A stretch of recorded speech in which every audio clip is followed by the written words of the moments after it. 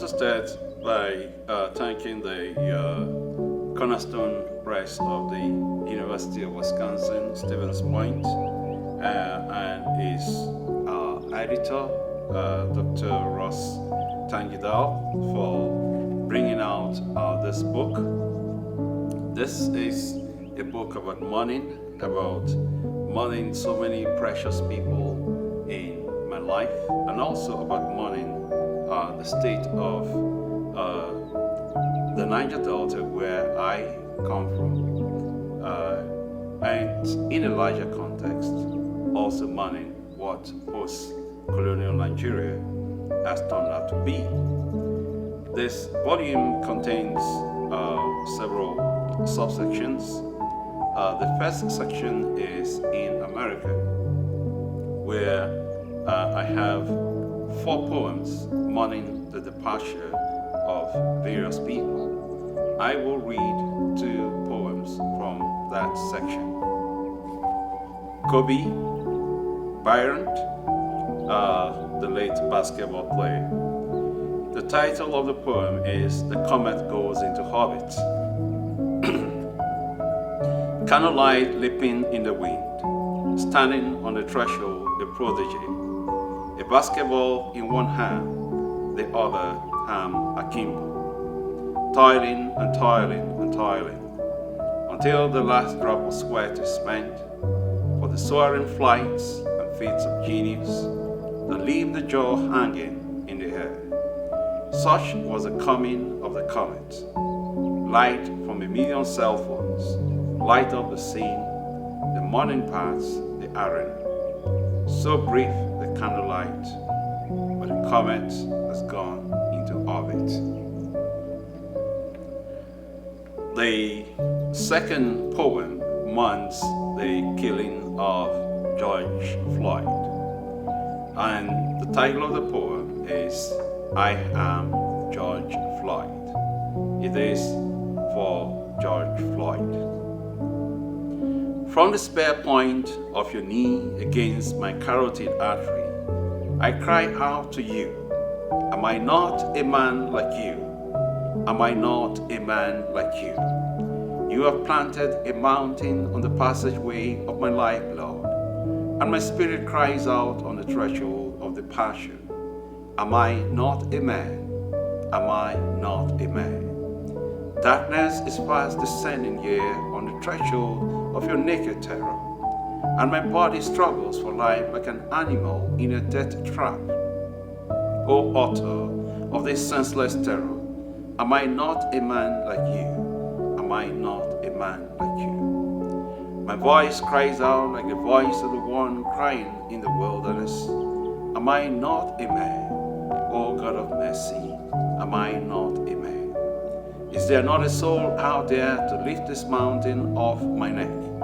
Oh God of mercy, is there not a brother or a sister out there to lift this mountain off my neck? Is there not a soul in the world to cry with me? Set me free from the cold hands of the descending darkness. Lift this mountain off my neck. I can't breathe, I can't breathe, I can't breathe. My brain is descending into turbulent darkness. Life is slipping away here on concrete and asphalt. The knee of my executioner heavy upon my neck, like a mountain, a crushing prison from which escape is impossible. Night is coming, and like a trapped animal waiting for the end, I find that I cannot struggle anymore. But just before night falls, I summon the last of my departed breath. From my violated body, make my final cry. O racist of the head, O racist of the head, O you who will smite a man to death for nothing other than the color of his skin. Am I not a man? Am I not a man? I will go to the third section, titled Notes on the Post-Colonial Homeland. And I will start by reading an elegy for my late high school principal.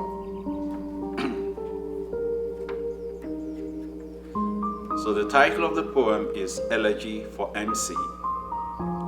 I hear the school bell ringing in the school down in the valley, where school children nurse dreams as high as the peaks of Mount Kilimanjaro. I see the school children marching at a solemn pace, their heads tucked into their chest at half-mast. On 8 youthful shoulders, the gleaming mahogany casket sits.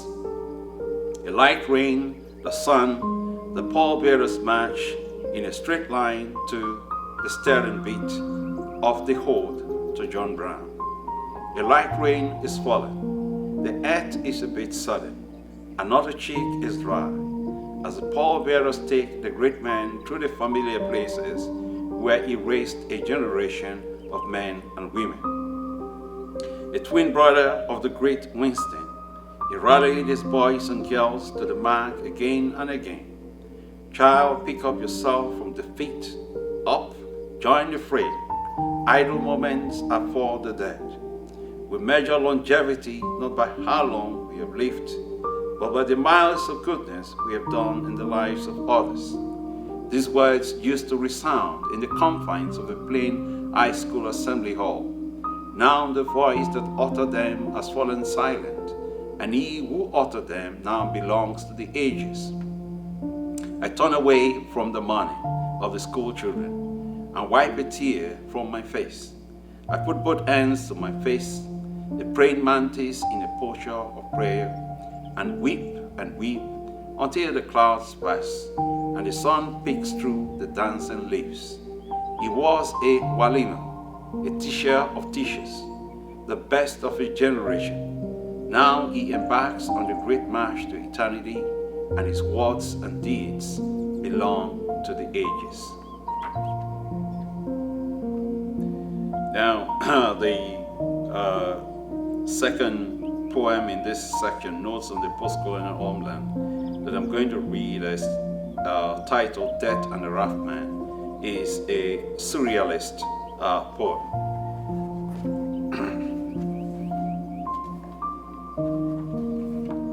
Death and the Raftsman. Through the fog on a stormy day at sea, a raftman, his raft wrecked by a violent storm, was drifting to a savage end when suddenly he saw a light. Desperately, the beleaguered man tried to steer the mango raft toward the light. In this impossible task, good fortune for once lent a hand to the dying man, and the raft drifted toward the light. Getting close to the light, the raftman cried into the stormy night, "Mayday, Mayday, Mayday." The words were still on the lips of the raftman when the light vanished into the stormy night. "Thunder take you to your watery grave," the raftman heard voices say, from where the light had been. The fever was upon the raftman, and forth and back he went from the land of the dead.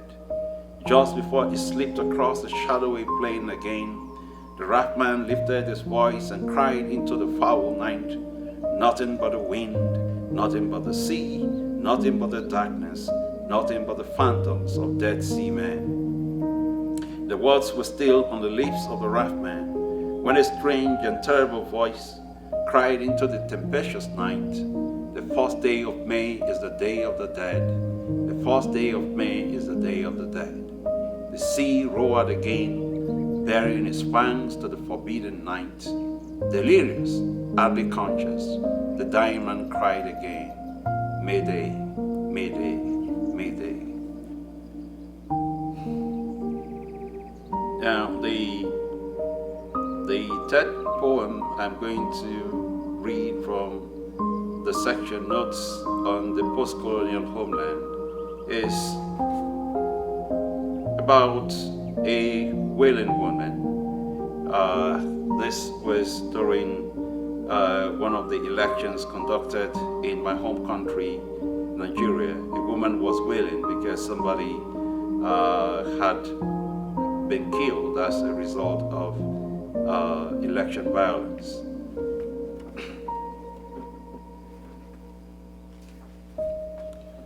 The wailing woman. I hear the cry of the disconsolate woman. breaking the day, breaking the tense noon. What country this that turns elections into occasions for the dash maker? I hear the woman crying, I hear the woman crying. It strikes me and opens up a cavern deep inside me, where the town crier wails and mourns with a woman crying in the middle of the day. The other poem, it's about a protest against police brutality that took place in a place known as Lekki in the city of Lagos. Young men and women, boys and girls were protesting police brutality. It was known as the NSAS protest, and the army came and opened fire on the protesters and slaughtered quite a few of them. So this is written to commemorate their protest and the memory, the Lekki massacre. So the poem reads, the steel boats came like thieves in the middle of the night and set a guard of war upon the roses. Terror unfolded its moors and went to work. In the dark howl, in the dark howl.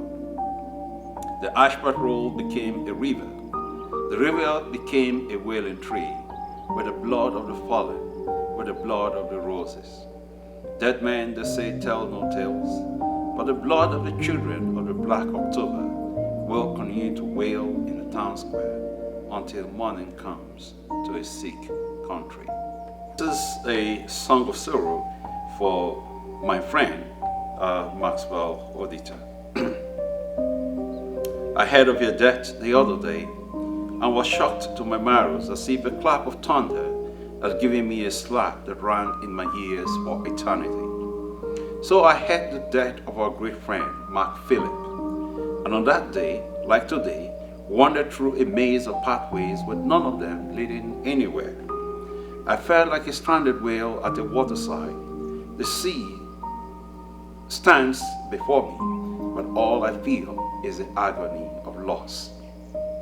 I'm suffering from grief that stinks like a urine-soaked garment on the back of a wayfarer that had just seen one of those creatures with 1,000 heads and 1,000 mouths that suddenly springs out of nowhere to waylay the traveler going down the lonely path. Oh, the treacherous misfortunes that lay sudden ambush to the spirit. So is the news of your death to me, my dear friend Maxwell Odita.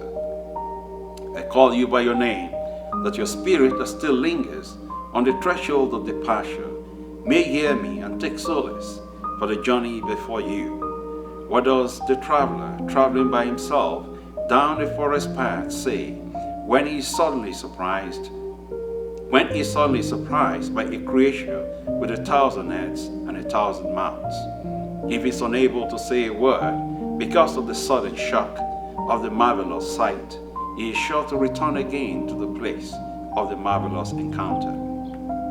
So is the news of the sudden death of a dear friend, O Maxwell Odita, my dear friend. The morning news does not let you be until you have poured out all your grief and are left like a whale stranded at the waterside, and all that is before you is nothing but a gray and restless sea. So we bear the burden of grief. So we bear the burden of silence through 1,000 moons, through 1,000 seasons, for a dear one that we lose so suddenly. The fishermen will return from the voyage to the great sea, and they will find me still weeping by the sea. Ah, my dear friend, may my words reach you before your spirit departs on the journey before you. Oh, my friend, oh, my friend. These are not happy times in the oil archipelago. Once more, brother, there are guns and gunboats in the oil archipelago. Fighter jets are waiting to take to the skies. Hawks of death, messengers of death, carriers of death, they are the gifts for the black gold to us.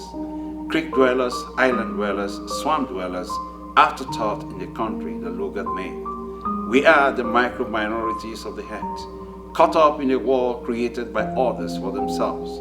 You see why my grief is 1,000-fold, my friend. News of your death is coming at a time when the drumbeats of genocide are once more exploding like thunderbolts in the oil archipelago. The oil has pauperized the fishermen and famished the mothers who used to live before the cock crows in the belly of the night to harvest periwinkles and oysters from bountiful creeks. But the oil must continue to flow, even as we, children of the sea, children of the river, children of the waterside, become children of the apocalyptic world that they have made of once singing islands, where the laughter of children used to sing. Out in the creeks, now an archipelago of dead rivers and killing islands. Children of joy, full of joy, now casualties of the coming of the oil man. Oh, my dear friend, I grieve for you. I mourn your sudden dying. I mourn the death of countless souls, victims of the terrors of the apocalypse, sacrifices to the oil god, who has decreed that the more the human sacrifices, the sweeter the crude. So, my friend, oh my friend, the oil flows from rivers inundated with death, and from islands of a once happy archipelago, where children now disappear into the slums of jungle cities where no one mourns them when they die. Slums where the dead, heavy with the great burden of not being mourned, stay for 1,000 seasons on the threshold of departure, asking why it is that while the invaders enjoy the wealth of the black gold, the sweet crude, they are condemned to the apocalypse of his making. So, as I mourn you, my dear friend, oh Maxwell, I mourn too all those souls, disconsolate souls, on the threshold of departure, bearers of an inconsolable grief, whose tears wash the mourning grounds. I see them, nameless souls, burdened with the grief of their great suffering, while they wait on the threshold of departure, weeping on the mourning grounds, seeking reprieve from their crushing burden. I see them, my dear friend, I see them, and burdened with their grief that seizes the soul, and will not let go. I cry aloud, oh great one, give them reprieve, for they have suffered too much in this world, lived with death from the day they were born until the day of their departure. They departed from a world of the apocalypse, where oil fires burn all day, and ancient pipelines spewed death into the rivers, turning everything into a wasteland of death. They headed for the slums from the oil archipelago, where no one knows the names. They died in wretched shacks where no one knows the names. Oh, my friend, oh Maxwell, the moment of departure from the darkling plain came upon their doorsteps, and all they had was their poverty and their pain, which they gathered about them, like a beggar gathers his rags about him, to make the journey out of the apocalypse. Ah, Maxwell, my friend, do you know that the lives of the inhabitants of the once happy archipelago of islands are now counted in oil wells and oil pipelines and oil barrels, bearers of man-made yokes? They live by the light of hurricane lamps, orphaned from electricity-bearing national power lines, while those who do not live in the shadow of the apocalypse live by the light of national power lines, set up with money drawn from the pipelines traversing the apocalyptic world. Ah, my dear friend, ah, Maxwell auditor, I mourn you, I mourn you, I mourn you. And I mourn those who live in the shadow of death. Ah, Maxwell, I mourn your sudden death. I mourn your sudden departure. I mourn your death like one carrying a burden as the great humpback whale. I grieve for you, my friend, I grieve for you. For now I know that we will not sit but by the fireside, at the communal place, at the waterside, to tell stories of our lives, like one peels back the skins of an onion, skin by skin. But never mind, my friend, the waterside is now drenched with the black gold, and the fish are all gone. The crabs that once raced back and forth on the sands of the waterside are gone too, carrying their homes with them like refugees, carrying their bundles, the entirety of the worldly goods for the long journey before them. Ah, Maxwell, oh Maxwell, even my friend the hermit crab has carried his burden and made off to the great sea. The river is not like it used to be, he told me when it was departing with all of his family, like the inhabitants of a besieged city, fleeing the city before it falls to the enemy. Oh Maxwell, my friend, the hermit crab is gone. The hermit crab is gone. The hermit crab has left the oil archipelago with his entire family. Ah, Maxwell, oh Maxwell, my friend, the hermit crab is gone, and now all that is left for me is the world of the apocalypse. Ah, Maxwell, oh Maxwell, how long ago is it now that we came from the soothing ocean of our mother's wombs into a world of green forest and laughing islands? Now those who despise us have turned our world into a world of apocalypse now and apocalypse ever after. Oh Maxwell, my friend, I no longer marvel at the capacity of man to inflict misery and death on his fellow man. Oh Maxwell, my friend, even if I live for 10,000 seasons, I will not marvel anymore. I carry a burden that keeps me awake all night and into the early hours of the morning when the cock crows and ushers in another day of sorrow. Oh Maxwell, my friend, the hermit crab is gone. Oh Maxwell, my friend, the hermit crab is gone. So I sing of grief, I sing of my grief, I sing of those dying in the apocalypse. I sing for the future. I sing for those not yet born. Will they come into such a cruel world and live with such misery, with such pain? Oh, thunder, give me voice. Oh, seven-headed hurricane, give me voice. Oh, mighty wind from the great sea, give me voice to sing for those who live in the shadow of death. Oh, grief, give me voice to sing for those who live in the world of the apocalypse. Once there was a boy who ran about free in those creeks that now reek of sorrow and death. The laughter of the boy used to ring out in those creeks, boisterous laughter that made the seabirds sing, and the laughter of other boys to ring out throughout the creeks. So it used to be, my departed friend, so it used to be, my departed friend, where now people live in the shadow of death and of the man-made apocalypse, of sweet crude, of dead crude. The parrot that used to live in the coconut tree is gone. The weaver bird that used to sing in the homestead all day long is gone. The island robins that swam the island skies are gone. The seagulls that made mating calls all day long are gone. The herons that dove into the water after the fish are gone. All that is left of the oil archipelago is the sorrow and stench of death on the river, death in the creeks, and death on the sea. But the oil must flow in pipelines that carry them to cities of light, on the breaking backs of islands that live in darkness. The oil archipelago and its islands see nothing but the bright lights of the oil platforms. The oil archipelago and its islands see nothing but the ghoulish lights of gas-flaring pipes. The night comes carrying with it ghostly lights of hurricane lamps and torchlights. Ah, Maxwell, oh Maxwell, go in peace, travel well, my friend. While I turn the grief that I feel for you into a dirge, to sing for those who live in the shadow of death, in the shadow of the man-made apocalypse. Mourning, Kimsey. So this poem is for Kimsey Okoko. He was one of the leading intellectuals of the Niger Delta, who turned his great, intellect on the problems of the Niger Delta. So this is a poem in this memory. Mourning, Kimsey. The eagle has departed from the homestead. The sure-handed voyager has set his raft on the great sea.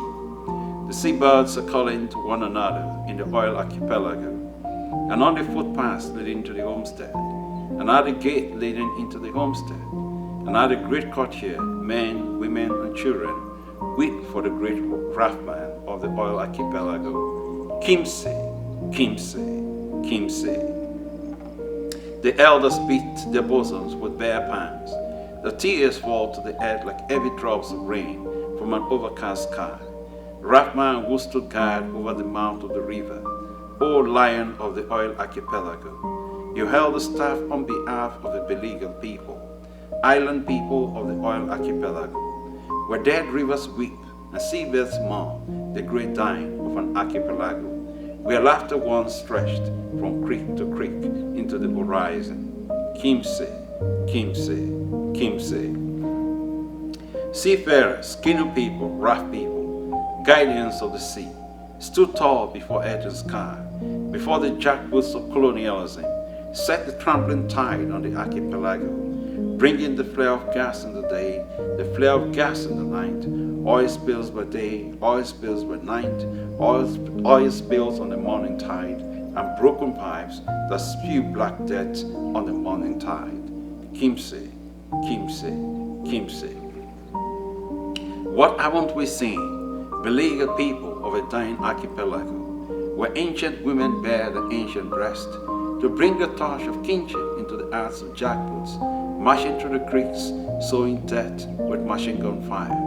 Blood on the tide, blood in the creeks, blood on the tongues of the rivers, blood, blood, blood, blood everywhere. Kimse, Kimse, Kimse. Death came through the creeks, death came upon the ancient tide. Death covered the creeks with red and black death. Children of the oil archipelago, we saw it all. Bayoneted to scars in our souls, we still live the nightmare of the great dying. Now the town crier, covered in mourning, goes about the islands looking for you. Kimse, Kimse, Kimse.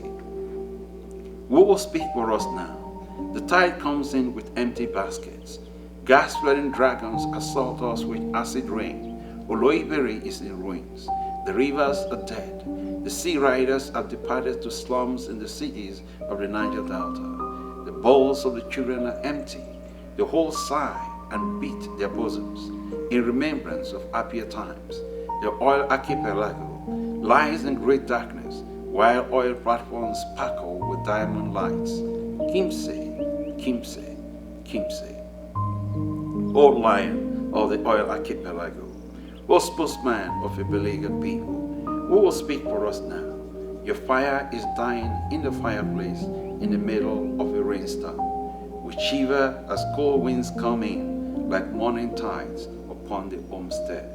Kimse, Kimse, Kimse. This is an excerpt from a very long poem titled Letter to My Little Sister.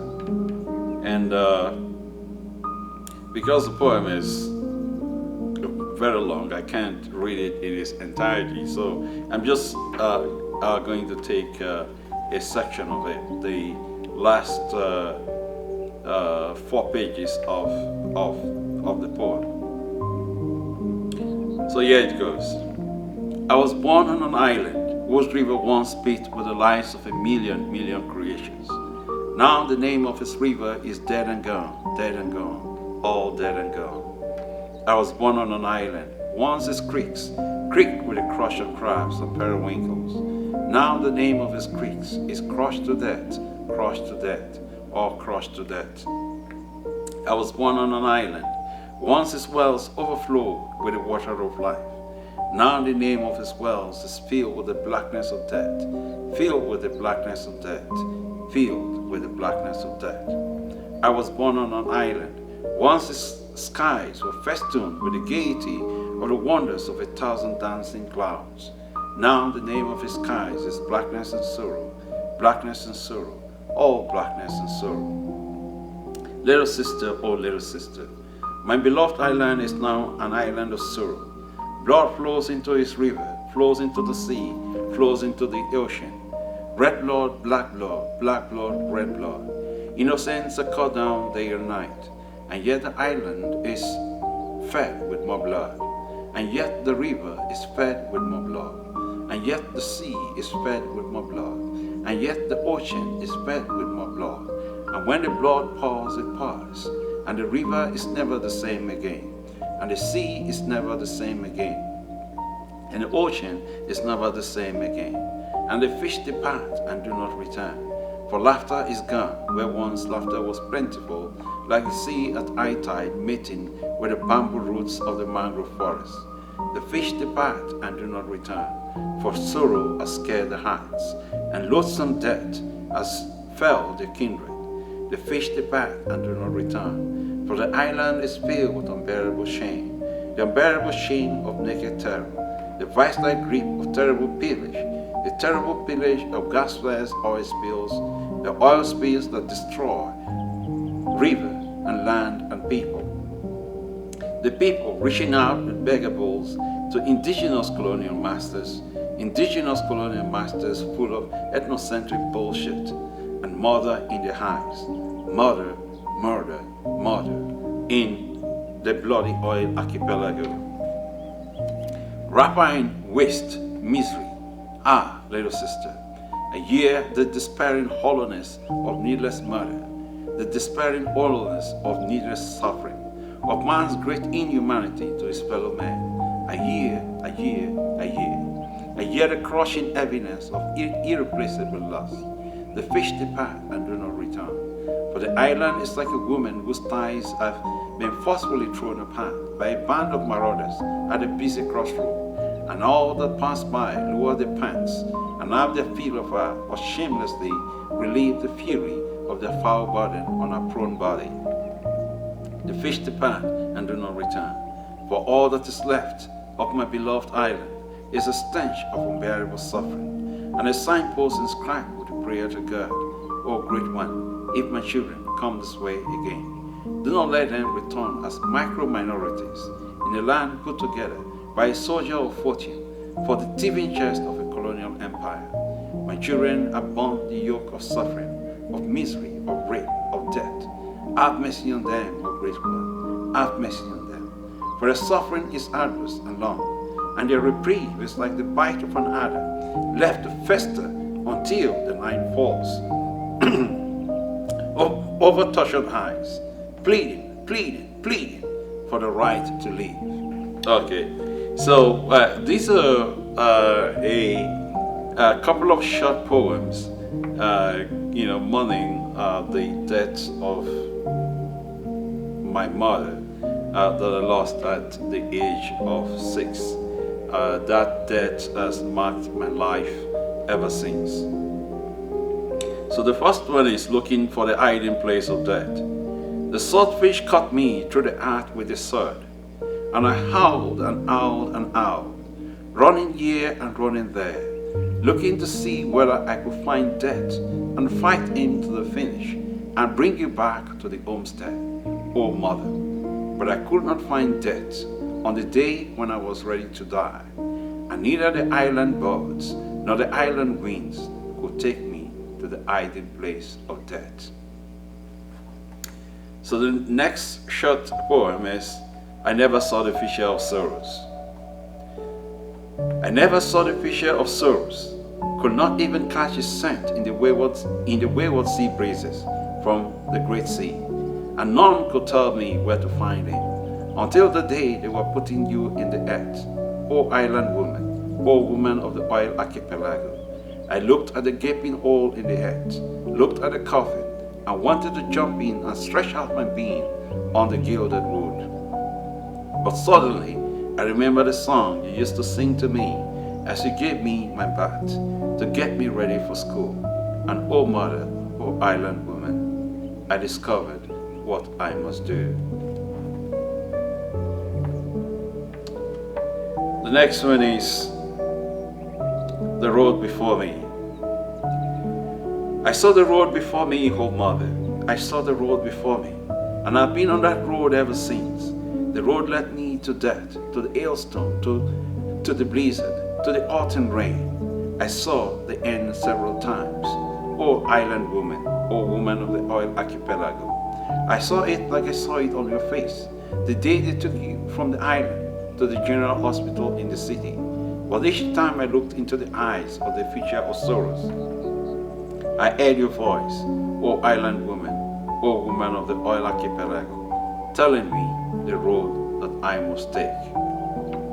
Now, no longer a boy is the next short poem.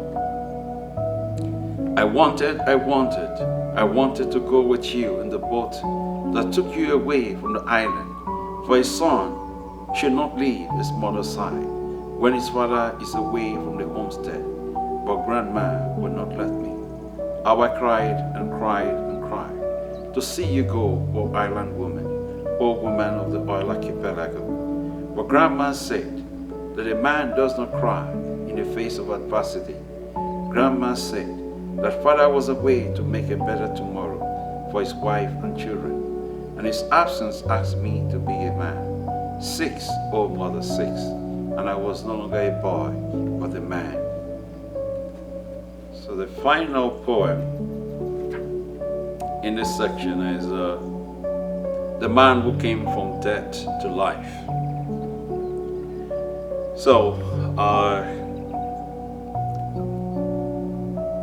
appropriately, my reading ends here because anytime I mourn the loss of somebody, it invariably takes me back to the great sorrow that I felt when I lost my mother, and this pretty much sums up the process of mourning and coming back from that empty, rudderless, black, chaotic, feeling to once more find meaning and purpose in life. So the title of this poem is The Man Who Came from Death to Life. I have come from death to life, O mother. A million seasons I have spent out in the rain, out in the blizzard, out in the tempest. It was chilly out there, O mother. I was cold and sick to my bones, sick to the soles of my feet, sick like a beached whale on alien beach. I thought I would die, but I remembered you, O island woman, O woman of the oil archipelago, and I lived. Thank you.